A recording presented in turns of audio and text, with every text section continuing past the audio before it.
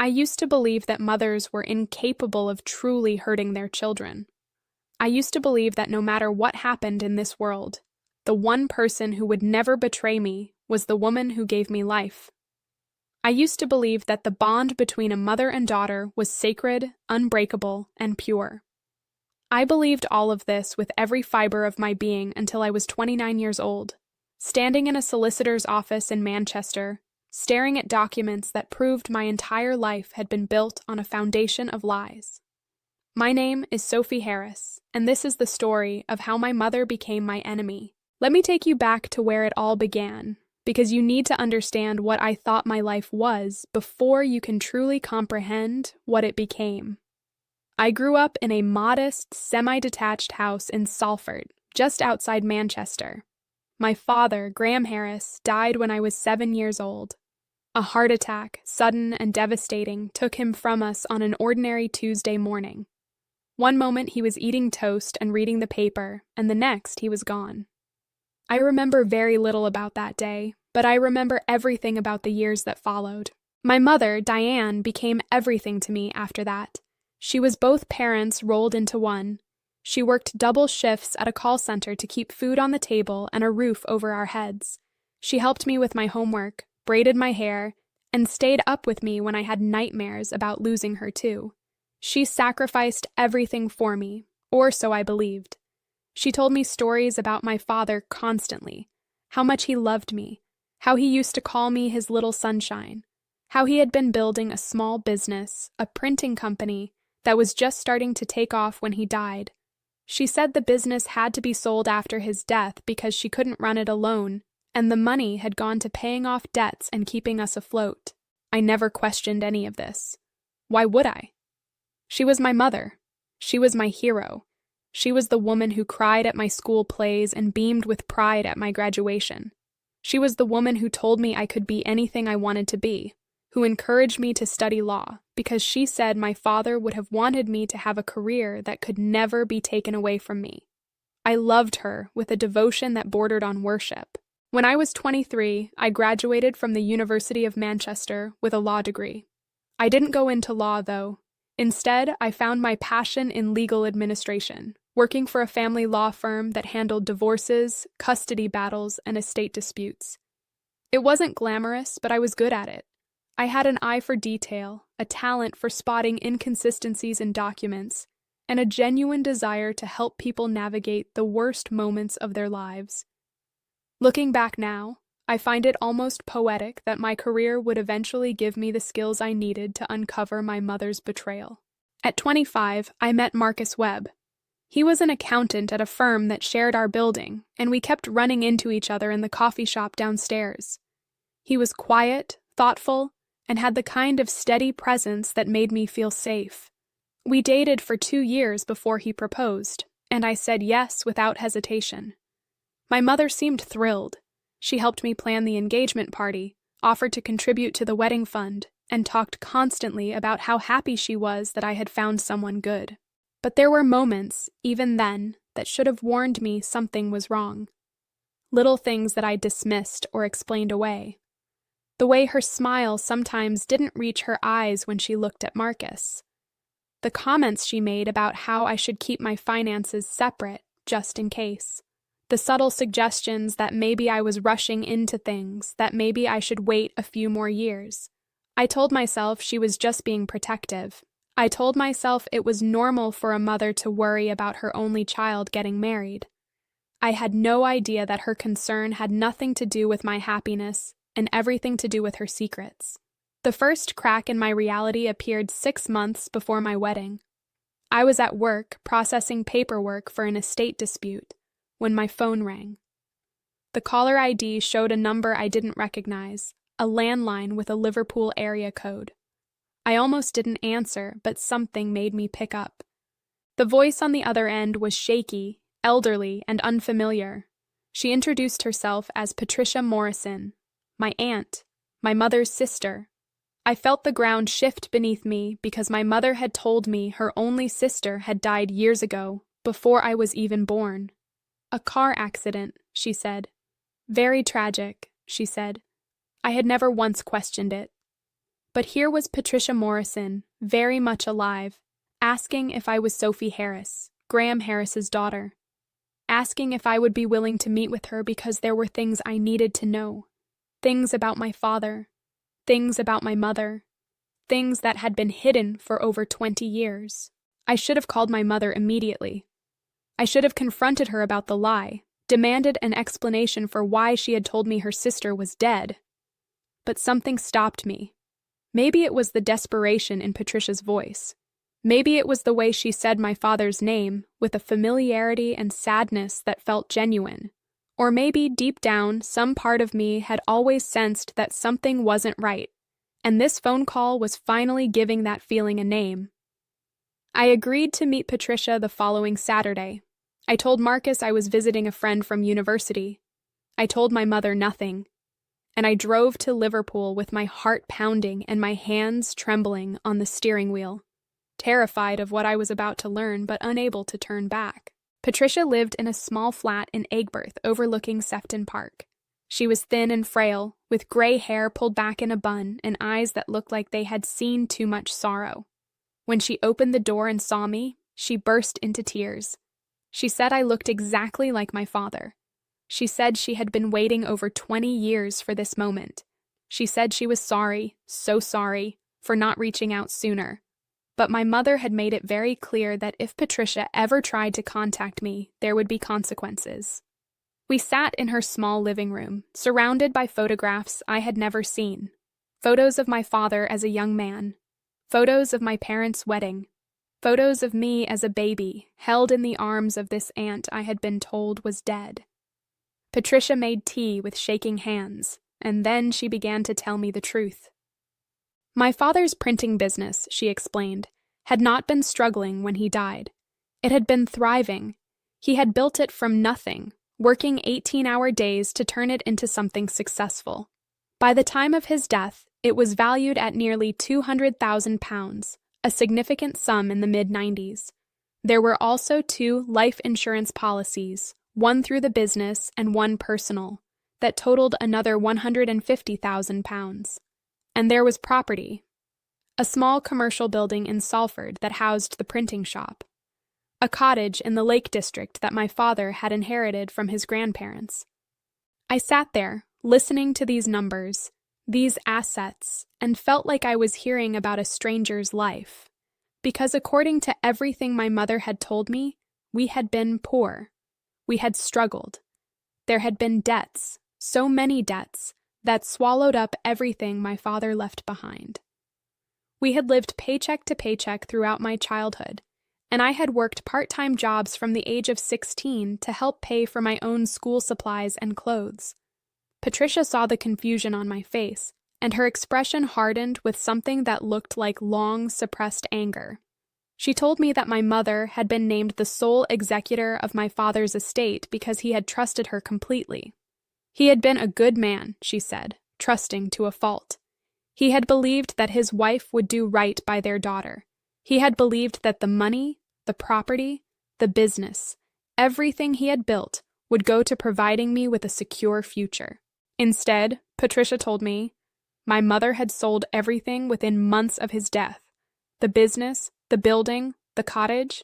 She had cashed in the life insurance policies, and then she had told everyone, including 7-year-old me, that there was nothing left, that we were barely surviving, that my father had left us with nothing but debt. I wanted to argue. I wanted to defend my mother. But Patricia had evidence. She pulled out a box of documents she had been keeping for over 2 decades, waiting for the day she could give them to me. Bank statements from accounts that were closed in 1996, showing deposits that matched the amounts she had mentioned. Property records showing the sales of the commercial building and the cottage. Copies of the life insurance payouts. Everything was there, in black and white, undeniable, and devastating. The total amount my mother had received after my father's death was just over £400,000. £400,000 that should have been used to secure my future, to pay for my education, to give me the comfortable life my father had worked so hard to provide. And instead, according to everything I knew about my own childhood, that money had simply vanished. I asked Patricia where it had gone. She said she didn't know for certain, but she had her suspicions. She told me about my mother's behavior in the years after my father's death, the way she had cut off everyone who knew Graham well, the way she had moved me to a different school district, the way she had systematically erased any connection to the life my father had built. Patricia tried to maintain contact with me, she said, but my mother had threatened her, told her that if she ever tried to see me or speak to me, she would tell the police that Patricia had a history of mental illness and was stalking her child. It was a lie, all of it, but Patricia was scared. She was grieving her brother-in-law, whom she had loved dearly, and she made the decision that she regrets to this day, the decision to step back and hope that one day, when I was old enough, I would find my way to the truth. I left Patricia's flat that day with the box of documents in my car and a heart that felt like it had been shattered into a million pieces. I drove back to Manchester in a daze, pulled over twice because I was crying too hard to see the road. When I got home, Marcus was there, and he knew immediately that something was terribly wrong. I showed him the documents. I told him everything Patricia had said, and he held me while I sobbed like a child, grieving not just for my father, but for the mother I thought I had known.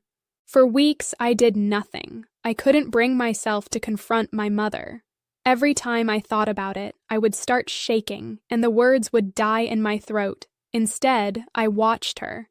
I started paying attention to things I had never noticed before. The expensive handbags she treated herself to, always paid for in cash. The holidays she took to Spain and Portugal, holidays she claimed were gifts from friends or won in competitions. The way she always seemed to have money when she needed it, despite supposedly living on a modest pension. Marcus, bless him, used his accountant's eye to help me dig deeper.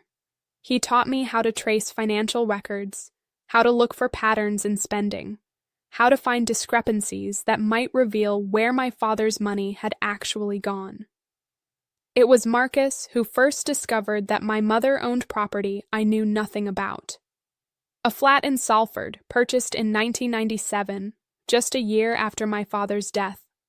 It was rented out to tenants, and the rental income had been going into an account in my mother's name alone for over 20 years.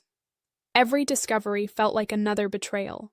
Every piece of evidence was another crack in the image of the woman I had loved and trusted my entire life. But I still wasn't ready to confront her. I needed to understand the full scope of what she had done. I needed to know why she had done it. And I needed to figure out what I was going to do about it. The answer to that last question came to me slowly, over weeks of sleepless nights and endless conversations with Marcus. I could have confronted her immediately. I could have screamed and cried and demanded answers. But that wouldn't get back what she had stolen from me. That wouldn't give me justice. What I needed was proof, undeniable, comprehensive proof of everything she had done. And then I needed to make her face the consequences. I started keeping a journal. Every piece of evidence, every document, every conversation went into that journal. I recorded dates and times and sources. I made copies of everything and stored them in a safety deposit box that only Marcus and I knew about. I became obsessed with uncovering the truth, and the more I uncovered, the worse it got. 3 months after my meeting with Patricia, I made another discovery that nearly broke me. I was going through old family photos at my mother's house, pretending to look for pictures for the wedding slideshow, when I found a locked box in the back of her wardrobe. She had gone to the shops, and I had maybe 20 minutes alone. My hands were shaking as I picked the lock with a hairpin, a skill I had learned from a YouTube video the week before, preparing for exactly this moment. Inside the box were letters, dozens of them, some yellowed with age, some more recent. Letters from my father's solicitor, asking my mother to provide documentation about the estate. Letters from my father's former business partner, begging her to reconsider the sale, saying he could find investors to buy her out fairly. Letters from Patricia, written in the years after my father's death, asking to see me, promising to respect whatever boundaries my mother set, just wanting to know that I was okay. and there was one letter that destroyed me completely. It was from my father, written the week before he died. He had been having some chest pain, he wrote, and he wanted to put some things in writing just in case. He wanted my mother to know how much he loved her. He wanted to tell me how proud he was of me, even at 7 years old, and he wanted to make sure that if anything happened to him, I would be taken care of. He wrote, and I remember every word because I have read this letter 1,000 times since, that he had set aside £50,000 in a trust specifically for my education. A trust that my mother was never supposed to touch. A trust that was meant to ensure that no matter what happened to the rest of his estate, I would be able to go to university without worry. I had gone to university with student loans. I had worked part-time jobs throughout my degree to afford textbooks and supplies. I had graduated with £30,000 of debt that I was still paying off. And all along, there had been a trust fund with my name on it, a trust fund that my mother had accessed and emptied, using forged documents, within 6 months of my father's death. I photographed every letter in that box. I put everything back exactly as I had found it. And I went home to Marcus and told him that I was done gathering evidence. It was time to act. But I didn't want simple revenge. I didn't want a confrontation that would end in tears and denials and nothing changing. I wanted justice. I wanted accountability. And I wanted my mother to understand, truly understand, the magnitude of what she had stolen from me. Not just money, though that was devastating. She had stolen my father's legacy. She had stolen my connection to his memory. She had stolen my trust, my security, and my sense of who I was. And she had done it all while playing the role of devoted mother, accepting my love and gratitude, letting me thank her for sacrifices she had never actually made. Marcus and I spent the next 2 months building a case. He worked with a solicitor friend to understand my legal options. I reached out to Patricia again, and she agreed to provide a statement about what she knew, about my mother's threats, about the truth of the estate. I found my father's former business partner, a man named Harold Simmons, who was now in his 70s and running a small printing consultancy in Stockport. He remembered everything. He remembered how quickly my mother had sold the business, how she had rejected his offer to buy it at a fair price, how she had seemed almost manic in her determination to liquidate everything as fast as possible. Harold told me something else too, something that added another layer of betrayal to an already devastating picture. He told me that in the months before my father's death, my mother had been having an affair with a man named Dennis Proctor, a sales representative who had done business with the printing company. Harold had seen them together, had even confronted my father about it, but my father had refused to believe it. He had trusted his wife completely, and he had died, never knowing the truth. I found Dennis Proctor. He was still in Manchester, working in real estate now, successful and smug. He didn't know who I was when I approached him at a networking event Marcus helped me get into. I told him I was looking to invest in property, that I had come into some money from a family estate. I played the part of a naive young woman with more money than sense, and Dennis was more than happy to try to take advantage of me. Over drinks that he thought were leading somewhere they absolutely were not, Dennis got chatty. He bragged about his past conquests. He talked about a woman he had been with years ago, a widow with a young daughter who had come into a significant inheritance. He laughed about how easy it had been to get her to spend money on him, how he had convinced her to invest in a property scheme that had made him rich while leaving her with almost nothing. He didn't use my mother's name, but he didn't need to. I knew who he was talking about. So there it was, the missing piece of the puzzle. My mother hadn't just stolen my inheritance. She had handed a significant portion of it over to her lover, the man she had been cheating on my dying father with, the property she owned in Salford, the flat that was generating rental income. That was probably all that was left of my father's £400,000. The rest had gone to Dennis Proctor, who had taken it and walked away, leaving my mother with her secrets and her guilt, and her daughter who believed she was a saint. I could have exposed everything then. I could have gone to the police, filed fraud charges, told everyone who would listen about what my mother had done. But I wanted something more. I wanted her to confess. I wanted her to look me in the eye and tell me the truth. And I wanted her to face consequences that went beyond legal penalties. I wanted her to lose everything she had built on my father's grave, and I wanted her to know exactly why. The opportunity came sooner than I expected. My wedding was 3 months away, and my mother was more involved than ever, throwing herself into the planning with an enthusiasm that now felt sickening rather than endearing. She wanted to help pay for the venue. She wanted to buy my dress. She wanted to give a speech about what a wonderful daughter I was and how proud my father would have been. And I let her. I smiled and accepted her help and played the part of the grateful daughter, all while building the trap that would eventually destroy her. Marcus thought I should confront her immediately. He worried about what the deception was doing to me, the toll it was taking on my mental health. But I had come too far to turn back. I needed to see this through. I set my plan in motion 2 months before the wedding. I told my mother that Marcus and I were thinking about buying a house, but we were short on the deposit. I asked her if she knew anyone who might be able to help us with a loan. I watched her face carefully as I said this, looking for any sign of guilt or discomfort, but she was a better actress than I had given her credit for. She smiled warmly and said she would see what she could do.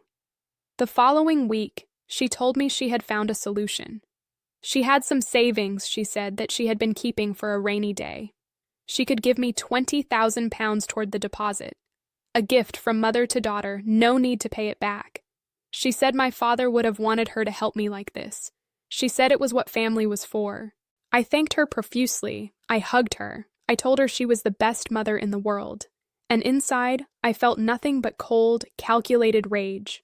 Because that £20,000 was my money. It had always been my money. And she was acting like she was doing me a favor by returning a fraction of what she had stolen. I had her put the gift in writing.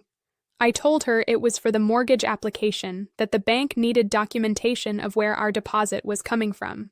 She signed the document without hesitation, still playing the role of generous mother. She had no idea that she was signing her own confession. With that document in hand, I went to see the solicitor Marcus had been working with. His name was James Chen, and he specialized in fraud and estate disputes. I laid out everything I had gathered over the past several months, the evidence of my father's estate and its true value, the property records showing my mother's hidden assets, the letters proving she had known about the trust and had violated it, the statement from Patricia, the testimony from Harold Simmons, and the recorded conversation with Dennis Proctor, captured on my phone without his knowledge, in which he had essentially confessed to being part of a scheme that had defrauded my father's estate. James listened to everything without interrupting. When I finished, he sat back in his chair and let out a long breath. He told me I had an extremely strong case for civil fraud. He said we could pursue recovery of the stolen assets, the property, any remaining funds, and potentially additional damages for the years of deception and emotional harm. He also said that given the evidence of the trust violation, there might be grounds for criminal charges, though that would be more complicated and would require involving the police. I told him I wanted to pursue everything: civil action for the money, criminal referral for the fraud, and something else. Something that I needed his help with. I wanted to confront my mother at a time and place of my choosing. I wanted her to understand the full scope of what I knew, and I wanted witnesses. James helped me plan it. We chose the date carefully, 1 week before my wedding. I invited my mother to what I told her was a pre-wedding gathering at a private dining room I had rented in the city center. I told her it would just be close family and a few friends, a chance to celebrate before the big day. She was thrilled. She bought a new dress for the occasion. The day of the gathering arrived, and I felt a strange calm settle over me. All the anxiety, all the sleepless nights, all the anger and grief had distilled into something cold and focused. I knew exactly what I was going to do, and I was ready.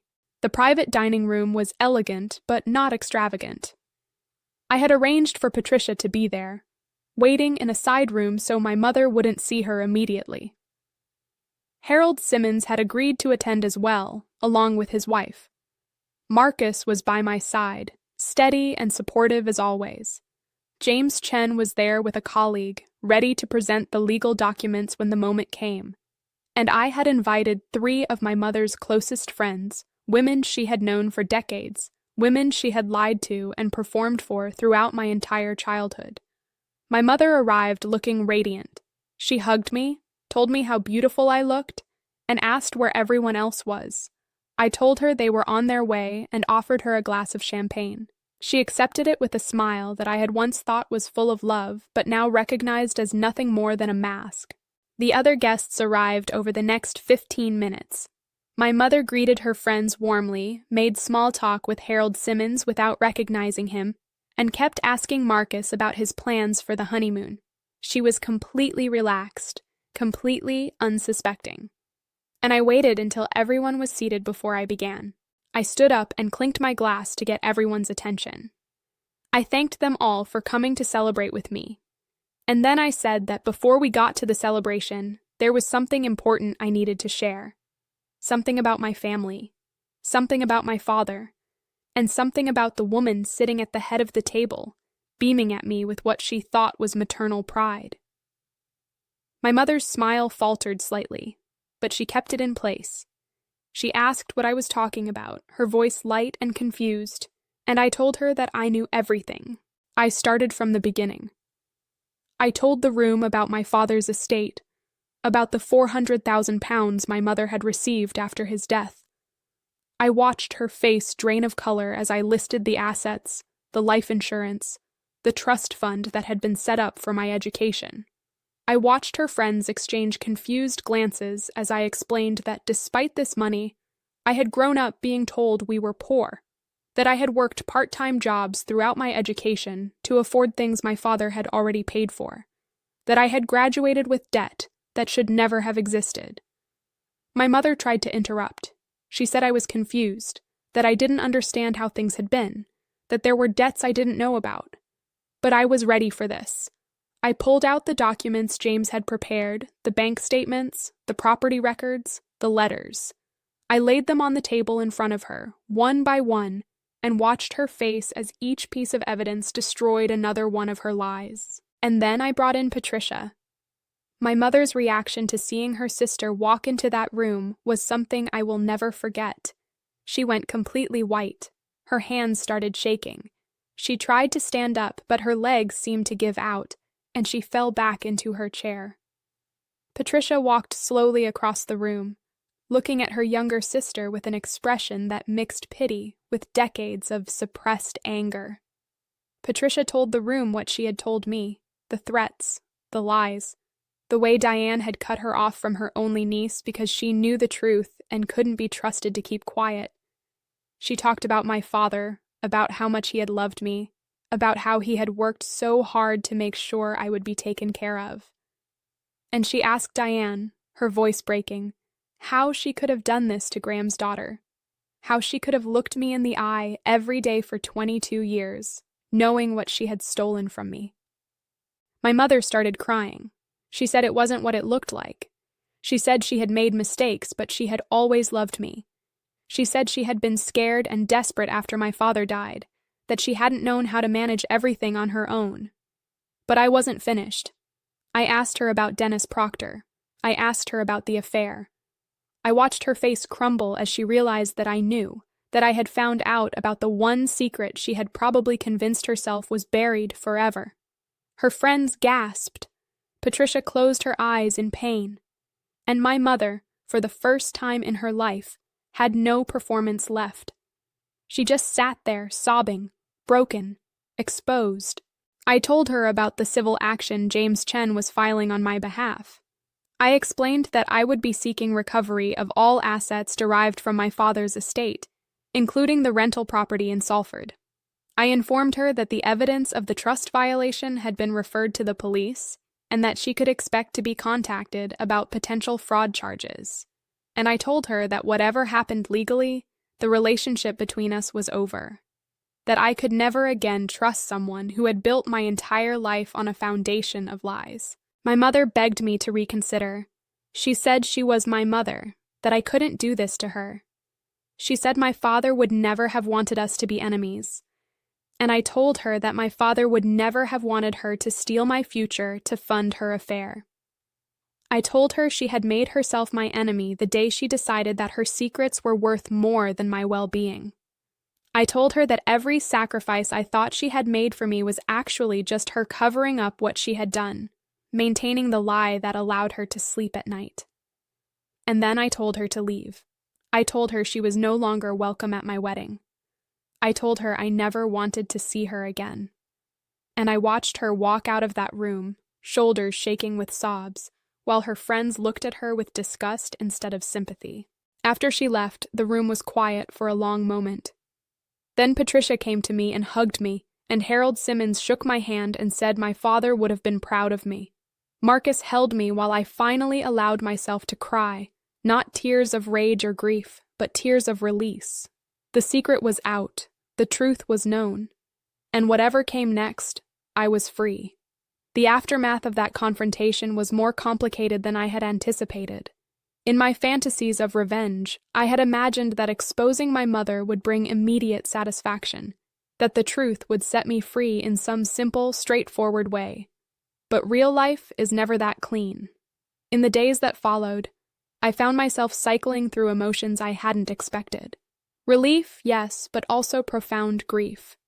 Anger that refused to fade. And a strange, hollow feeling that came from realizing that the mother I had loved had never really existed. My phone was flooded with messages. My mother's friends, the ones who had witnessed the confrontation, reached out to express their shock and support. They had known Diane for decades, they said, and had never suspected any of this. They apologized for believing her lies, for praising her parenting, for not seeing what was really happening. Their words were kind, but they also reinforced how thoroughly my mother had fooled everyone. She had built an entire persona, the devoted single mother who sacrificed everything for her child, and she had maintained it flawlessly for more than 20 years. My mother herself left dozens of voicemails and texts. At first, they were apologetic. She said she was sorry, that she had made terrible mistakes, that she wanted to explain everything. She said she loved me and couldn't bear the thought of losing me. She begged me to call her, to meet with her, to give her a chance to make things right. When I didn't respond, her tone changed. The apologies became accusations. She said I had humiliated her in front of everyone she knew. She said I was being cruel and vindictive. She said my father wouldn't have wanted this, that I was dishonoring his memory by tearing our family apart. She said that if I pursued legal action against her, she would fight back. She would tell everyone that I was an ungrateful daughter who had turned against the woman who raised her. I saved every message. I documented every call. And I continued to say nothing, letting my silence speak for itself. The civil case moved faster than I had expected. James Chen was excellent at his job, and the evidence we had gathered was overwhelming. Within 2 weeks of filing, my mother's solicitor had reached out to discuss a settlement. They knew they couldn't win, and they wanted to minimize the damage. But I wasn't interested in making things easy for her. I told James I wanted everything: the rental property, any remaining funds in her accounts, and a full accounting of where my father's money had gone over the past 2 decades. I wanted documentation of every expenditure, every investment, every gift she had given herself with money that should have been mine. The settlement negotiations dragged on for weeks. My mother, through her solicitor, tried to argue that much of the money had gone to raising me. Clothes, food, school supplies, all the things a child needs. She said that if I looked at the full picture, she had actually spent more on me than she had kept for herself. James demolished this argument systematically. He presented the evidence of her hidden assets, the property, the accounts she had never disclosed. He showed that even by the most generous calculation of child-rearing expenses, there were still hundreds of thousands of pounds unaccounted for. And he reminded her solicitor about the trust violation, the £50,000 that had been specifically designated for my education, and that she had stolen and spent on herself. In the end, my mother agreed to transfer the rental property to me and to pay an additional £40,000 in damages. It wasn't everything she had taken, not by a long way, but it was a significant recovery. More importantly, it was an admission of guilt, a legal acknowledgement that she had defrauded her own daughter. The criminal case was more complicated. The police investigated the trust violation and the potential fraud, but ultimately decided not to bring charges. The statute of limitations had expired on some of the offenses, and the others were difficult to prosecute given the passage of time and the family relationship involved. I was disappointed but not surprised. James had warned me from the beginning that criminal prosecution was unlikely. The civil victory, he said, was the real prize. And he was right. But the exposure had consequences beyond the courtroom. My mother's reputation in her community was destroyed. Her friends distanced themselves from her, unwilling to associate with someone who had been publicly exposed as a fraud and a thief. Her neighbors began to look at her differently. The church group she had been part of for years quietly removed her from their committees. She became increasingly isolated, a pariah in the world she had carefully constructed. And then there was Dennis Proctor. The recording I had made of our conversation turned out to be more valuable than I had realized. While it wasn't admissible in criminal proceedings due to consent laws, it was enough to make Dennis very nervous. When I approached him again, this time with a solicitor present and a full account of what I knew about his role in my mother's scheme, he was eager to make things right. It turned out that Dennis still had significant assets. The property investments that he had made with money from my mother, money that was ultimately from my father's estate, had grown considerably over the years. He was now a wealthy man, largely thanks to my family's tragedy. And he was terrified that his role in the fraud would become public. We reached an agreement. Dennis would pay me £120,000, a figure based on a conservative estimate of the profits he had made from his initial investment of my father's money. In exchange, I would agree not to pursue further legal action against him or to publicly disclose his involvement. It was essentially hush money, but I didn't care. That money was mine by right. Dennis was simply returning what he had stolen. Between the property, the cash settlements from my mother and Dennis, and the rental income I was now receiving, I had recovered close to £300,000. It wasn't the full $400,000 my mother had originally taken, but it was enough. Enough to pay off my student loans. Enough to buy a house with Marcus without needing a mortgage. Enough to build the secure future my father had intended for me. And more than the money, I had something even more valuable. I had the truth. The weeks leading up to my wedding were bittersweet. I had cut my mother out completely, blocking her number and returning her letters unopened. Marcus's parents stepped in to help with the final preparations, treating me like a daughter and never once making me feel like I was a burden. Patricia came down from Liverpool for the week before the ceremony, and we spent hours together, sharing stories about my father, looking at photos, and building the relationship that my mother had stolen from us for so many years. I learned so much about my father during those conversations. Patricia told me about his childhood, about his dreams, about the kind of person he had been before I was old enough to form my own memories. She told me about his relationship with my mother, how he had fallen in love with her completely and never seen the signs that she was capable of betraying him. She said he had been too good, too trusting, and that his only flaw was believing that other people were as honest as he was. She also told me about the months before his death. He had been stressed, she said, working too hard, pushing himself to make the business successful. He had been having chest pains but kept putting off seeing a doctor because there was too much to do.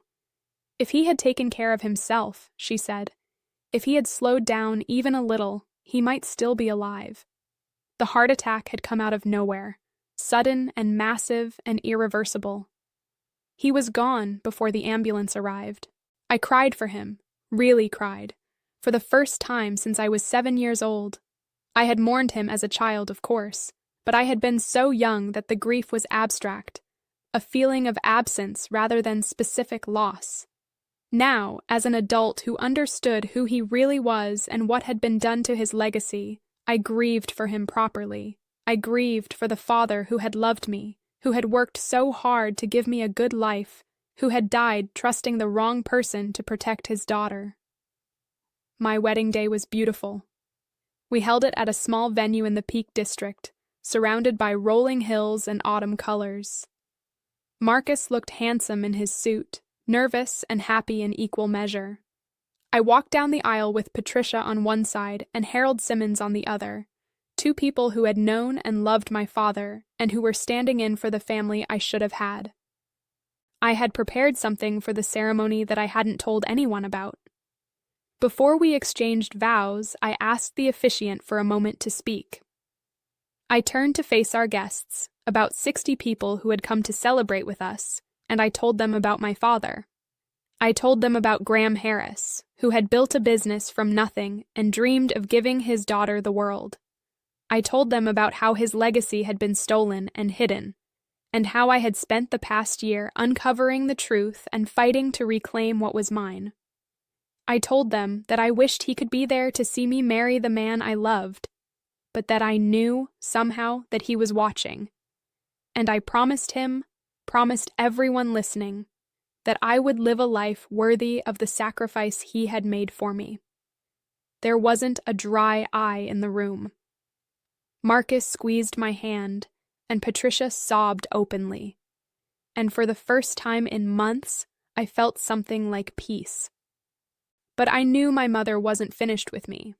People like her don't accept defeat gracefully.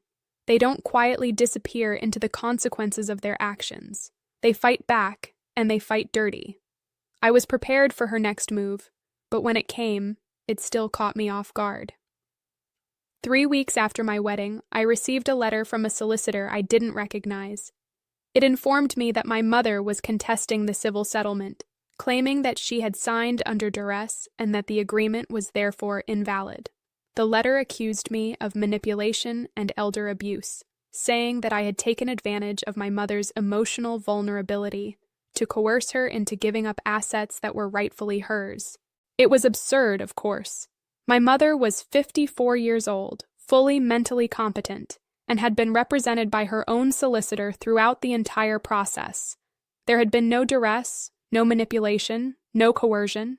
She had agreed to the settlement because she knew she couldn't win in court. But now, apparently, she had decided to try anyway. I called James Chen immediately. He wasn't surprised. He said this kind of thing happened sometimes, that people who had been exposed would often make desperate attempts to salvage their position. He assured me that the claim had no merit and would almost certainly be dismissed, but it would mean more legal proceedings, more expense, and more time dealing with my mother's attempts to avoid accountability. The contestation dragged on for 4 months. My mother's new solicitor, a man who seemed to take pleasure in aggressive tactics, made every step as difficult as possible. They demanded additional documentation. They challenged the authenticity of the evidence. They accused Patricia of having a vendetta against her sister and suggested that her testimony was fabricated. Through it all, I stayed focused. I provided every document they requested. I subjected myself to depositions where my mother's solicitor tried to twist my words and paint me as a vindictive daughter out for blood. I sat across a conference table from my mother herself, watching her pretend to be the victim while knowing exactly what she had done to me. The worst moment came during one of those depositions. My mother, coached by her solicitor, looked me in the eye and asked how I could do this to her. How I could destroy the woman who had raised me, who had loved me, who had sacrificed everything for me. She said she had made mistakes, yes, but that she had always done her best. She said parents weren't perfect, and that I was punishing her for being human. I wanted to scream at her. I wanted to list every lie, every theft, every moment she had pretended to struggle while hoarding the money my father had left for me. But I knew that's what she wanted. She wanted me to lose control, to look unstable and vengeful, to give her solicitor ammunition. Instead, I looked at her calmly and said that I wasn't punishing her for being human. I was holding her accountable for being a thief, for stealing from her own child, for building her life on my father's grave while pretending to be a martyr, for lying to me every single day for 22 years. She had no response. Her solicitor tried to object, but the damage was done. For just a moment, the mask had slipped, and everyone in that room could see the truth. In the end, the contestation was dismissed. The judge found that there was no evidence of duress or manipulation, that my mother had entered into the settlement voluntarily and with full legal representation, and that her attempt to overturn it was without merit. She was ordered to pay my legal costs for the additional proceedings, adding another £15,000 to her debt to me. My mother appealed the dismissal. That appeal was also rejected. She was running out of options, and she was running out of money. The legal fees from her failed challenges were mounting, and she had no income beyond her pension. She was forced to sell her home to pay her debts, moving into a small flat on the outskirts of Manchester. The life she had built with my father's money was crumbling around her. I wish I could say I felt triumphant. I wish I could say that watching her lose everything brought me joy. But the truth is more complicated. Mostly, I felt tired of fighting, tired of being defined by what she had done to me, tired of waking up every morning thinking about someone I was trying to remove from my life. And there was grief, still, underneath everything else. Grief for the mother I thought I had. Grief for the childhood that had been poisoned by secrets I didn't know existed. Grief for the relationship that could never be repaired, because it had been built on lies from the very beginning.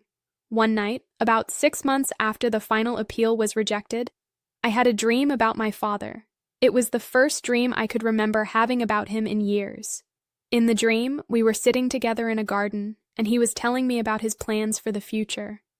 He talked about the business, about the cottage in the Lake District, about how he wanted to take me sailing when I was old enough. He was so alive, so present, so full of hope. And then he looked at me and said he was proud of me, that I had done the right thing, that the truth was worth fighting for even when it was hard. I woke up crying, but they were different tears than usual. They were healing tears, grateful tears.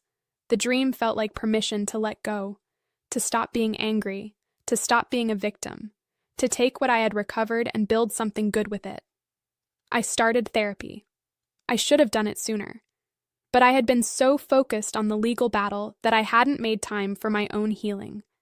My therapist helped me work through the layers of grief and anger, helped me understand that I would never get closure from my mother because she was incapable of giving it. Closure, she said, had to come from within, from accepting what had happened and choosing to move forward. Marcus and I used the money I had recovered to buy a house in Didsbury, a beautiful Victorian terrace with a garden where we planned to raise a family. We got a dog, a golden retriever named Arthur, after my father's middle name. I continued working at the law firm, but I reduced my hours, giving myself more time for the things that mattered: friends, family, the life I was building. Patricia became a regular presence in our lives. She visited every month, and we talked on the phone nearly every week. Through her, I learned more about my father's side of the family. Cousins and distant relatives I had never known existed because my mother had cut them all off. Some of them reached out to me after hearing what had happened, and I slowly began to build connections with people who had known and loved my father. Harold Simmons passed away a year after my wedding, but before he did, he gave me something precious. A box of papers from my father's business, including notes and sketches my father had made in the early days.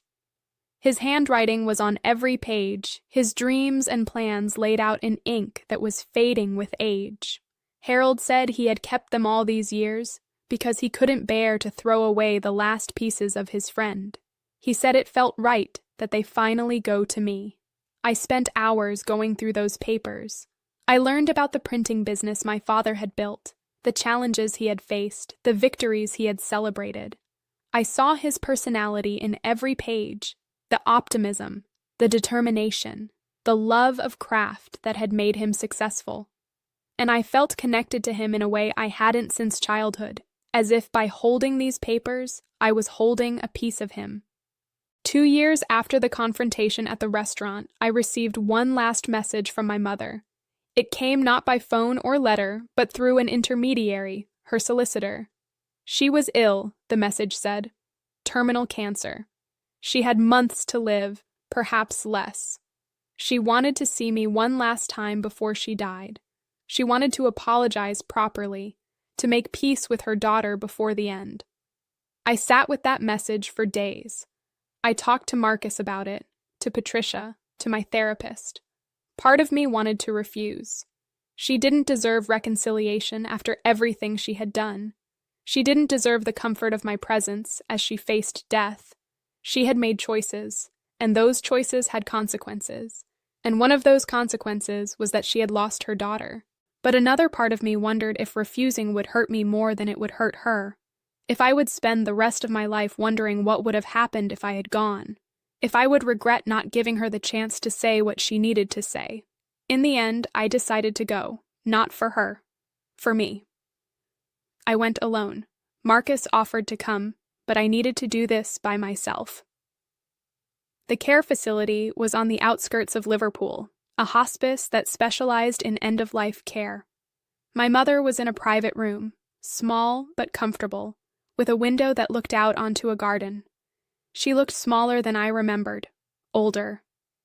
The illness had taken its toll, and the woman lying in that bed bore little resemblance to the mother who had raised me. She looked up when I entered, and her eyes filled with tears. For a long moment, neither of us spoke. Then she said my name, just my name, and started to cry. I sat down beside her bed. I didn't take her hand, didn't offer physical comfort, but I was there, and that was something. She told me she was sorry. She said she had made terrible choices and that there was nothing she could do to undo them. She said she had loved me in her own broken, selfish way, even though she knew that wasn't enough. She said my father had been the best thing that ever happened to her, and that after he died, something inside her broke, and she had never been able to fix it. I listened without interrupting. I owed her that much, the chance to say what she needed to say. But when she finished, when she looked at me with desperate hope, wanting me to say that I forgave her, that I understood, that things could somehow be okay between us, I couldn't give her what she wanted. I told her that I appreciated her apology, but that forgiveness wasn't something I could offer. What she had done was too profound, too damaging, too fundamentally a betrayal of everything a mother was supposed to be. I told her that I had made peace with what happened, that I had built a good life despite what she had taken from me, and that I no longer felt consumed by anger. But that wasn't the same as forgiveness. Some things couldn't be forgiven. They could only be survived. She cried harder then, and I felt a strange mix of pity and resolution. Pity for the woman she had become, broken and alone and facing death with the knowledge of what she had done. Resolution that I had finally said what needed to be said and that I was no longer carrying the weight of her expectations. I stayed for an hour. I showed her pictures of my house, of Arthur, of the life I had built. I told her about Marcus and Patricia and the relationships that had grown from the ashes of her betrayal. I gave her that much. A glimpse of the future she wouldn't be part of, the happiness she had tried to steal but ultimately couldn't. And then I left. I kissed her forehead once, a gesture that felt like goodbye, and I walked out of that room knowing I would never see her again. She died 6 weeks later. I didn't attend the funeral. There was nothing left to say, nothing left to do.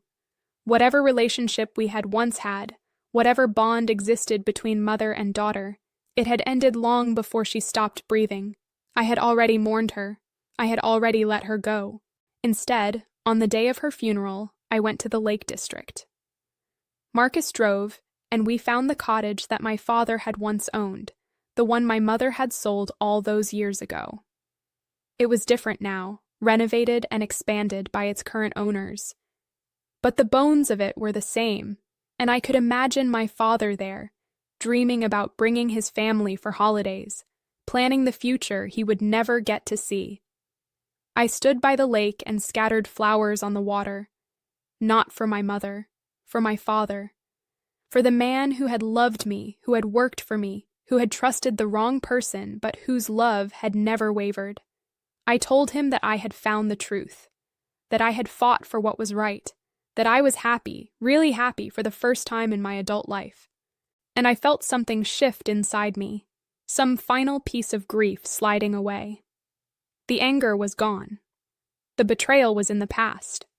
What remained was gratitude for the father who had given me everything he could and resilience that had allowed me to reclaim it. My mother turned into my enemy, but she didn't win. The money she stole was recovered. The lies she told were exposed. The legacy she tried to bury was resurrected. And I, the daughter she underestimated, emerged stronger than she ever imagined. Some stories don't have happy endings. Some wounds never fully heal. But this story has something better than a fairy tale. It has truth. It has justice. It has a woman who refused to let betrayal define her and who built a beautiful life in spite of the person who tried to destroy her. My name is Sophie Harris, daughter of Graham Harris, and this is how I survived my mother's betrayal and found my way back to myself.